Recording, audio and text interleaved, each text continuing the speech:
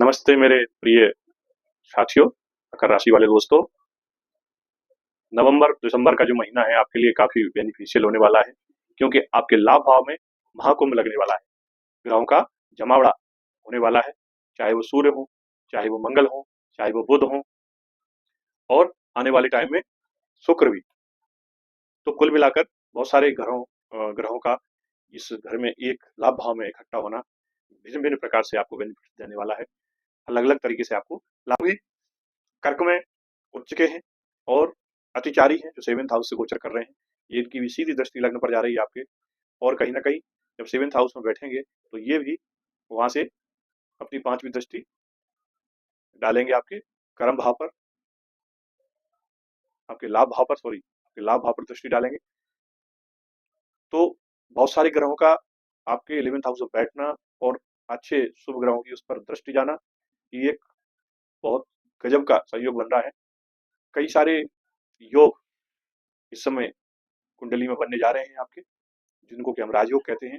वो चाहे मालव राजयोग हो या हंस राजयोग हो, हंस महापुरुष राजयोग हो, इस तरह से कई राजयोग बनने जा रहे हैं।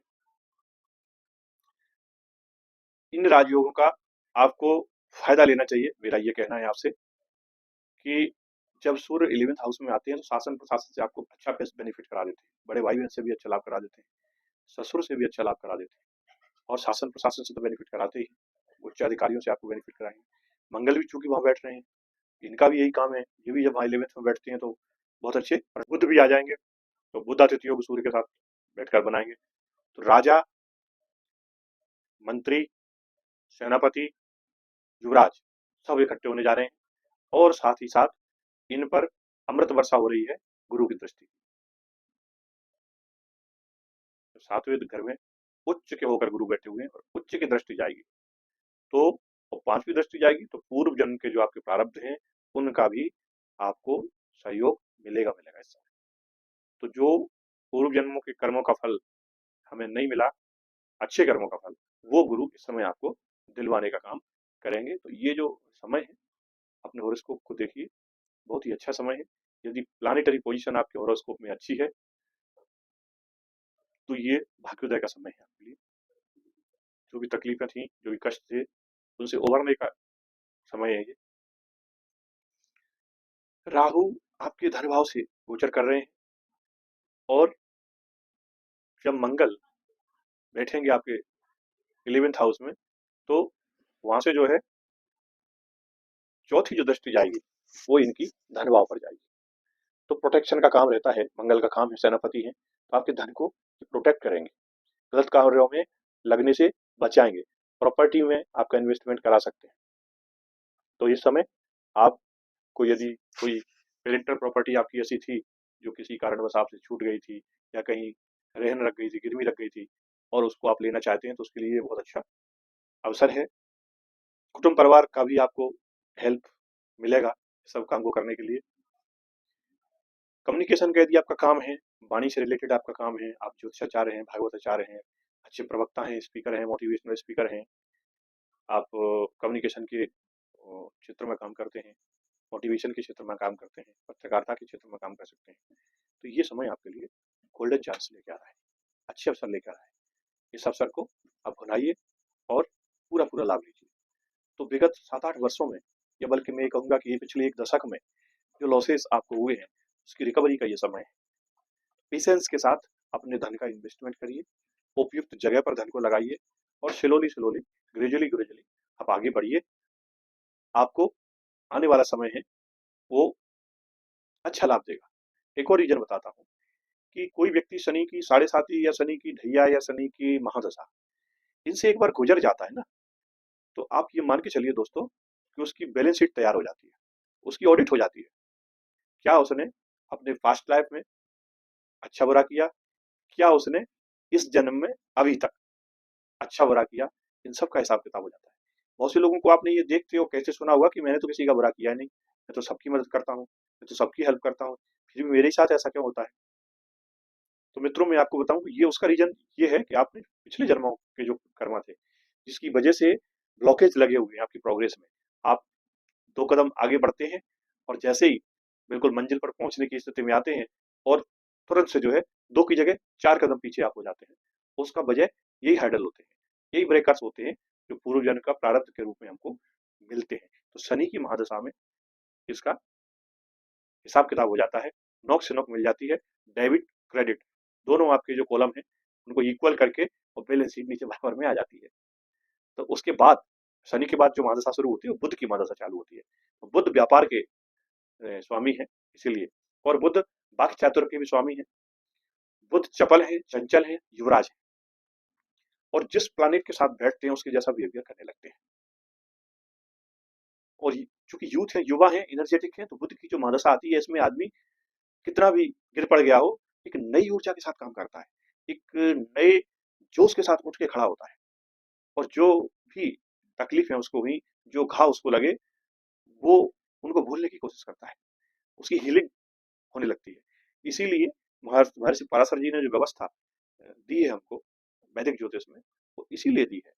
जो प्लानेट की दशा महादशा है वो इसी प्रकार से आती है। लगातार खराब ग्रहों की महादशा नहीं आएगी, लगातार अच्छे ग्रहों की महादशा नहीं आएगी। जो हमारा तारा बल है ना, इनको हम नवतारा चक्र बोलते हैं। उसमें जैसे हमारा जन्म तारा है, संपत तारा है, विपत तारा है, बद तारा है, प्रत्याहारी तारा है, साधक तारा है, मित्र तारा है, अति मित्र तारा है। ये सीक्वेंस इसी हिसाब से बनाया गया है। आप मेरी मैं आपको लिंक दे दूंगा, उस वीडियो में मैंने पूरा दिया हुआ है कि दशा महादशा कैसे काम करती हैं, कैसे आप जाने कि कौन से ग्रह की दशा आपके लिए बेनिफिशियल होगी और कौन से ग्रह की दशा आपको तकलीफ पहुंचाएगी। ये मैंने नवतारा वाली मेरी एक वीडियो है, उसमें काफी डिटेल में बड़े अच्छे तरीके से समझाने की कोशिश की है। उम्मीद करता हूँ आपको वो पसंद आई। मैं कोशिश करूंगा उसकी लिंक इस वीडियो में आपको दे दूं। तो दोस्तों, साढ़े साती और ढैया ये जो है ना, ये काम करते हैं हमारे मन पर, सीधे सीधे हमारे मन को इफेक्ट करते हैं। इसलिए हम ज्यादा तकलीफ में आ जाते हैं, क्योंकि हमारे मन का, आप समझते हो ना स्थिति, मन तो क्या है, चंचल है, बिल्कुल जल की तरह है। तो ये अस्थिर हो जाता है, थॉट प्रोसेस हमारा नेगेटिव हो जाता है, चीजों को लेके, रिलेशंस को लेके, जीवन को लेके लगता है बस सब खत्म हो गया, कुछ बचा नहीं। क्यों करना है, क्यों जीना है, किसके लिए जिए, किसके लिए करें, जिसके लिए किया उसने तो हमारे लिए कुछ नहीं किया, जिसको अपना समझा कोई धोखा देके चला गया, वगैरह वगैरह बहुत सारे ऐसे विचार मन के अंदर आते हैं। तो ये ढैया जो चलता है शनि का 2.5 वर्ष और 7.5 वर्ष का, ये 7.5 ये जो दौर लगभग हर व्यक्ति के जीवन में आता है। 30 वर्ष में एक बार ये आता है, और यदि आपकी 90 वर्ष की आयु है तो लगभग आपको 3 बार इसको झेलना पड़ता है। तो जो स्टूडेंट्स लाइफ होती है ना, उसमें जो आपकी 7.5 आती है वो उतना नुकसान नहीं देती, क्योंकि उस समय तो आपको पढ़ने के लिए कंसंट्रेशन चाहिए, एकाग्रचित्ता चाहिए, बहुत नेटवर्क नहीं चाहिए, बहुत लोगों के साथ आपको उठना बैठना नहीं है, मौज मस्ती नहीं करना है। तो शनि आपको पता है नीरस ग्रह है, ड्राई है, वायु तत्व के प्लानिट है, ये हमको डिटेच करते हैं, लोगों से हटाते हैं, मन को प्रगति की ओर ले जाते हैं। तो स्टूडेंट लाइफ में तो ये बहुत अच्छा है।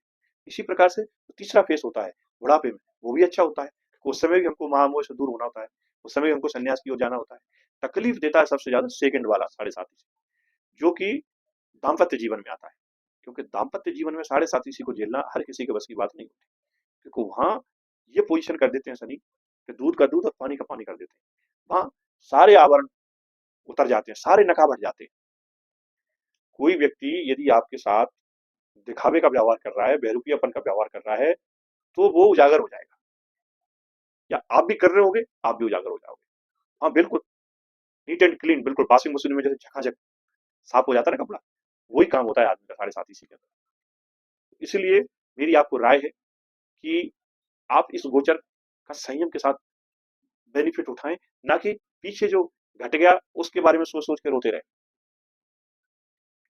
यदि आपकी महादशा भी शनि या राहु की चल रही है, तब तो आपको और सावधान हो जाना चाहिए और अच्छे से संभल के काम करना चाहिए, क्योंकि 7.5 में जो ले लिया ना शनि ने, वो आपको दे के जाएगा।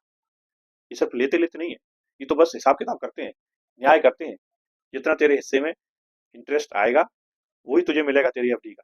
धर्म के क्षेत्र में जो एफडीआर तुमने की है, जो फिक्स डिपॉजिट की, जैसे बैंक में नहीं चलते खाते, आपका रिकरिंग अकाउंट चलता है, आपका करंट अकाउंट रहता है, सेविंग अकाउंट रहता है, एफडीआर रहता है, पीपीएफ अकाउंट वगैरह वगैरह। तो उसी प्रकार से धर्म के क्षेत्र में भी हमारे अकाउंट्स होते हैं। हमने किसी कन्या का विवाह किया, हमने किसी बुजुर्ग को सताया, किसी महिला के साथ गलत व्यवहार किया, किसी अपनों के साथ गलत व्यवहार किया, या अच्छा व्यवहार किया, अच्छा सहयोग किया, सबका हिसाब किताब होता है। कहीं अन्नदान किया, कहीं गौ माता को सताया, कहीं कुत्तों को सताया, सारा हिसाब होता है। इसलिए 7.5 का जब दौर आपका गुजरता है, आता है, तो घबराने की जरूरत नहीं है। मेरा सभी पाठकों से, मेरे सभी दर्शकों से ये कहना है कि ये इसको आप गांठ बांध लें। इससे चाहे वो मकर राशि वाले हों, चाहे कुंभ राशि वाले हों, चाहे मेष राशि वाले हों, चाहे मीन राशि, ये किसी को नहीं छोड़ते। साढ़े साती और ढैया, ये दो में तो शनि किसी को छोड़ते ही नहीं, चाहे इनकी खुद की राशि हो या दूसरों की राशि। हाँ, बेनिफिट्स मिलते हैं महादशा में। महादशा में शनि की अपनी राशि है तो सपोर्ट करते हैं, और यदि शत्रु राशि है तो आपको सपोर्ट नहीं मिलेगा।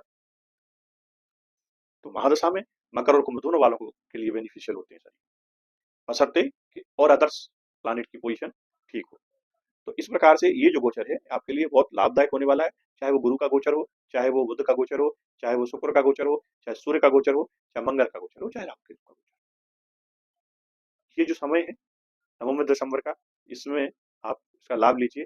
यदि इससे पहले भी मैंने वीडियो डाली हुई है, उनकी भी लिंक मैं आपको दे दूंगा, उनको भी आप देखिए। क्योंकि कई बार हम कोई होमवर्क करके कैमरे के सामने नहीं आते एक्चुअली, क्योंकि हम लोग जॉब करने वाले लोग, हम तो लोग दूसरा जॉब करते हैं अपनी आजीविका चलाने के लिए। सिर्फ ये ज्योतिष ही आय का माध्यम नहीं है, ये तो हमारा हमारी कहना चाहिए एक हॉबी है, एक जिज्ञासा है, एक इंटरेस्ट का विषय है। पूर्वजों ने हमारे लोगों ने इसको बड़े अच्छे तरीके से हमें दिया है, तो उस वंश परंपरा को हम आगे बढ़ाने की कोशिश कर रहे हैं। और ये चूंकि ब्राह्मणों के लिए ये जो वेद पाठ हैं, ग्रंथ हैं, उपनिषद हैं, शास्त्र हैं, नीति हैं, ये इसलिए दिए गए हैं कि आप जनसाधारण तक, ऐसे लोगों तक इसके अर्थ को, इसके तथ्य को पहुंचाइए जो कि इसको समझने में अक्षम है। ब्राह्मण क्यों सक्षम है? क्योंकि पीढ़ी दर पीढ़ी चला आ रहा है ये काम, तो वो कहीं ना कहीं ब्लड में होता है। आज लोहार के घर लोहे का काम हो रहा है, सोनार के घर सोने का काम हो, तो जो दक्षता उनके बच्चों के अंदर उस काम करने की होगी, वो दक्षता हमारे अंदर नहीं आ सकती, क्योंकि हमारी अपनी अलग स्किल है। हमारे अंदर जो डीएनए है वो अलग तरह के हैं, उनके डीएनए अलग तरह के हैं। तो ये कुदरती कुछ चीजें हमारे अंदर आती हैं, बस उसको तराशने का अपना काम है, और समय के हिसाब से उसको प्रासंगिक बनाना, ये भी बहुत जरूरी है। उसी हिसाब से, उसी ढर्रे पे नहीं चलना है, समय के हिसाब से अपडेट भी करना जरूरी है। क्योंकि मित्रों, आप देखिए कि वो जो जमाना था जब ये ग्रंथ बने होंगे, इनकी रचनाएं होंगी, अब कल्पना कीजिए, और आज का समय है, इसमें कितना अंतर आ गया। उस समय की विदेश यात्रा या विदेश गमन और आज की विदेश यात्रा और विदेश गमन, कितना फर्क है। उस समय छोटे से राज्य हुआ करते थे, किलोमीटरों में सीमित थे। आज हम कई देशों की यात्रा को विदेश यात्रा का के रूप में देखते हैं। उस समय आप एक गांव से दूसरे गांव में भी चले गए, छोटे छोटे राज्य होते थे, छोटे छोटे उपनिषद होते, सॉरी, हाँ, उपनिषद होते थे, जनपद होते थे। तो वहां से बाहर निकले तो विदेश यात्रा हुई, और बुरा भी माना जाता था विदेश यात्रा को। आज के कंसेप्ट में वो बहुत अच्छा माना जाता है। इसलिए किसी भी विषय के बारे में जो हमारे इतिहास में लिखा हुआ है, यदि आप आपके अतीत के राशि में झांकोगे तो ये पाओगे कि किसी भी शास्त्र का सिद्धांत, किसी भी उपनिषद का उपदेश, किसी भी वेद की रीति, किसी भी उपनिषद का उपदेश झूठा नहीं है, सब सार गर्भित है, सबके अपने अपने मतलब है समय के अनुसार। तो उसको हमको उसी हिसाब से आगे बढ़ाना है। तो मित्रों, ज्यादा लंबा वीडियो को ना खींचते हुए विषय से, चूंकि मैं शायद भटक गया, और भटक क्यों गया, क्योंकि कोई ड्राफ्टिंग नहीं है हमारे पास, हम कुछ लिख के पढ़ के नहीं बैठते हैं कैमरे के साथ, बस आपसे बस चर्चा करने बैठ जाते हैं, और माता रानी जो हमसे कहलवाती है वो हम कहना आपसे साथ चालू कर देते हैं। तो उम्मीद करता हूँ मेरे द्वारा दी हुई जानकारी आपके काम आए। अपने मित्रों के साथ वीडियो को साझा करें। चैनल को सब्सक्राइब नहीं किया तो सब्सक्राइब जरूर करें। मेरा मकर राशि वालों का विशेष स्नेह है मेरे ऊपर। मेरे 12-13 हजार जो सब्सक्राइबर हैं, मुझे लगता है इसमें एक बहुत बड़ा योगदान मकर राशि और मकर लग्न वाले लोगों का है। आपका स्नेह मुझे बहुत मिला है, और ऐसे ही मिलता रहे।